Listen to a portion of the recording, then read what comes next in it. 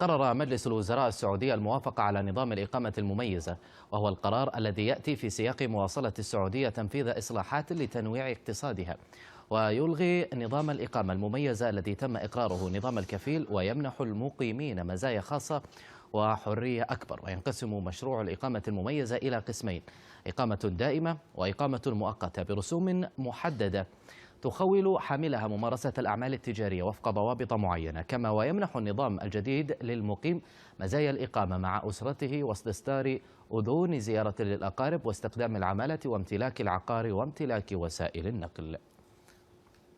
وللتعليق على هذا الموضوع معنا عبر الهاتف من الرياض مازن السديري، رئيس الأبحاث في الراجحي كابيتال. سيد مازن، أهلا وسهلا بك معنا. منذ عامين تقريبا فرضت بعض الرسوم على الأجانب بكافة أطيافهم في السعودية. اليوم يتم الإعلان عن نظام الإقامة المميزة أو الجرين كارد. فمن يستهدف هذا النظام تحديدا؟ يعني من الشخص الذي يستطيع أن يحصل على الجرين كارد في السعودية؟ شكرا لاستضافتكم استاذنا. سؤال جدا جميل. يعني هناك تساؤل يقول لماذا هناك جرين كارد في نفس الوقت هناك رسوم على الأجانب.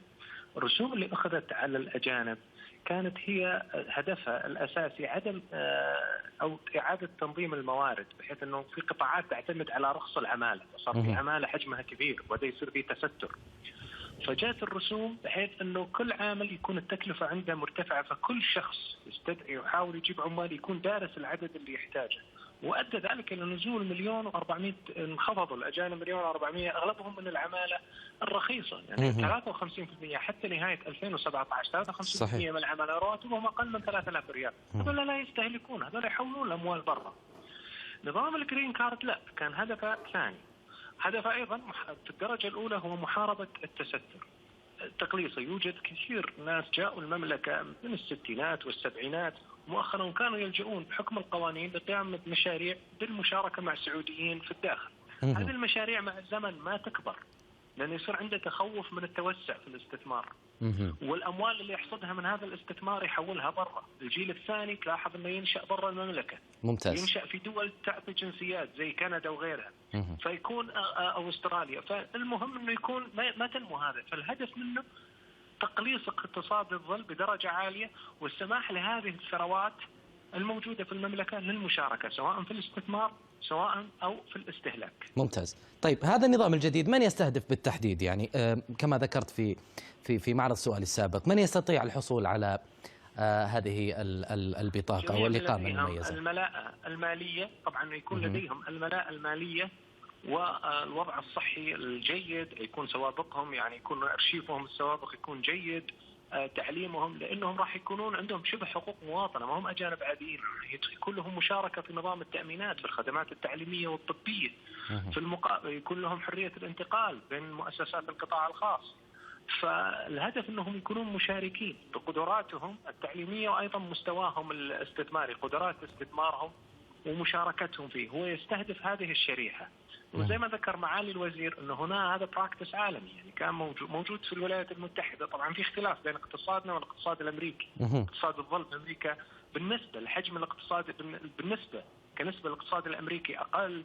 هناك هدف للحصول على رؤوس على موارد بشريه اكثر من اموال. في اختلاف بين النموذجين. امريكا دوله ضريبيه، احنا مختلفين، لكن في المملكه الهدف منه هو الأموال المعطلة بحكم القوانين أنها تتحرك. كمان المستثمرين اللي في الخارج اللي يشوفون في المملكة فرص، حضورهم كأفراد أسهل من دخولهم كمؤسسات.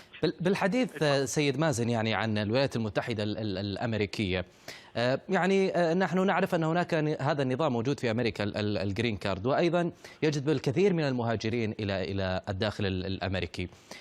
اليوم هو الفرق بين الجرين كارد الأمريكي والسعودي؟ هل يمكن أن نرى في المستقبل مهاجرين إلى السعودية؟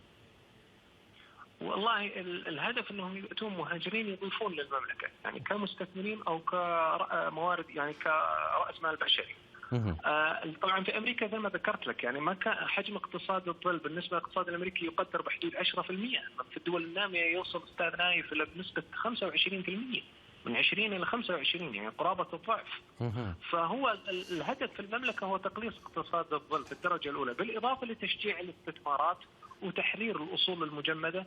احنا يعني في عندنا عيوب كنا نواجهها، من أعلى الدول اللي فيها حوالات للخارج. صحيح. واضح إنه كثيرين ما كانوا يستثمرون في المملكة من الأجانب، هذا تساؤل.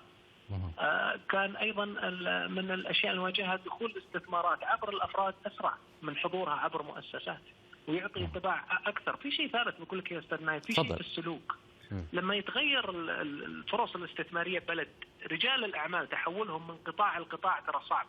إذا رجل أعمال متعود يكون مستثمر في قطاع معين، تحول لقطاع مختلف الموارد والاقتصاديات ترى ما هو سهل سلوكيا. صحيح. دخول مستثمرين أجانب عبر نظام الجرين كارد يساعد في تنويع ثقافة المستثمرين ومجتمع رجال الأعمال. له انعكاس ثقافي كبير على الوسط الاستثماري. من الرياض. من الإيجابيات. من الرياض انضم إلينا سيد مازن السديري رئيس الأبحاث في الراجحي كابيتال. شكرا جزيلا لمشاركتك معنا.